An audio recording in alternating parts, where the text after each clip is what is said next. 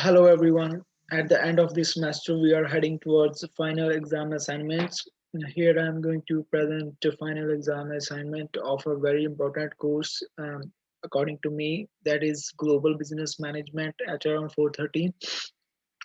Well, before starting the presentation, I would like to thank our dear professor Rebecca, who has been extremely helpful throughout the entire semester.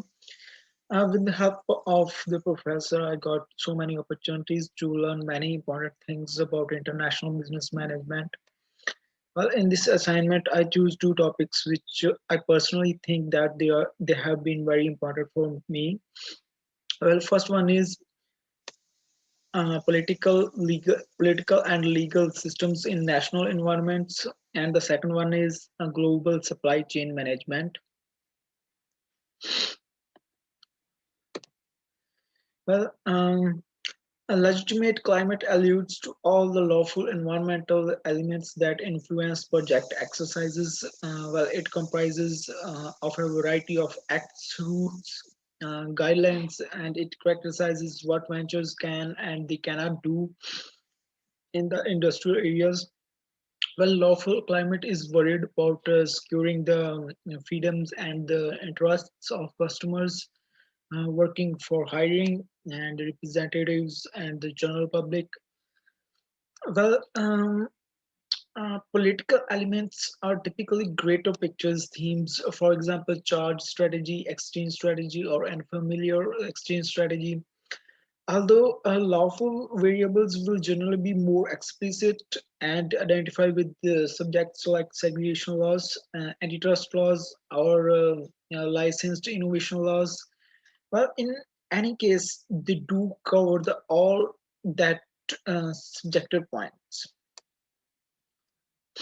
Well, the political legitimate climate is a blend of a great deal of elements like current ideological group in power, the level of politicization of exchange and industry, the effectiveness of the current government strategies, current lawful system, and the public mentality towards the economy and so on. Well, as laws, no legal systems in countries around the world generally fall into one of two main categories, that is common laws systems and civil law systems. There are roughly more than 150 countries that they have what can be described as primarily civil law systems, whereas there are about 80 common law countries around the world.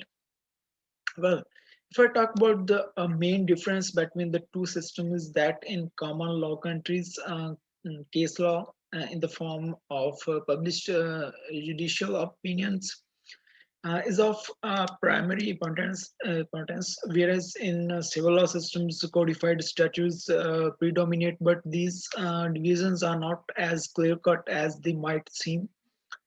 In fact, many countries use a mix of features from common and civil law systems. Well, understanding the differences between these systems first requires an understanding of the historical underpinnings. If I take one example from the Brazil country, which was described in the classwork, that carrying on with the work in Brazil is so confounded. The country's administrative climate is not as full grown as those of the high level economies, and the country hazard is significant and has not improved as that much as compared to other countries. Well, as a similar rate as the economy has developed, Brazil positions low in different debasement lists. Coordinator wrongdoing is a huge issue in certain pieces of the country, and the organization should consume significant time and cash to manage different sorts of contingencies emerging in the country's lawful and worlds of politics also.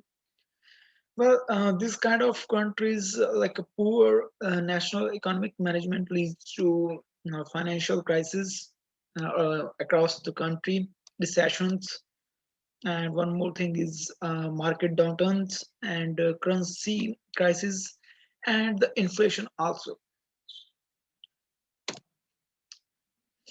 Well, moving towards the second topic of the day, that is global value chain.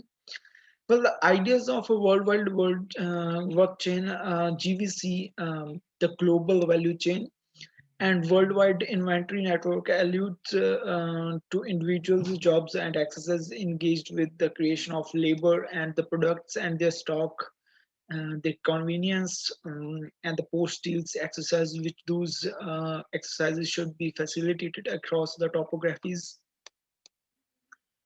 Well, in a profoundly incorporated and associated worldwide economy, exchange advancement is crucial for cultivate a rivalry advancement and improvement.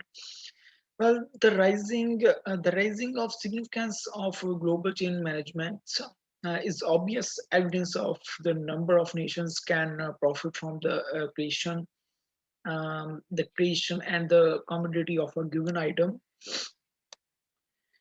Uh, if I talk about the large scale way to deal with estimating GVC's interfaces publicly, the info yield tables across the global borders by utilizing two-sided exchange information to develop worldwide into yield tables.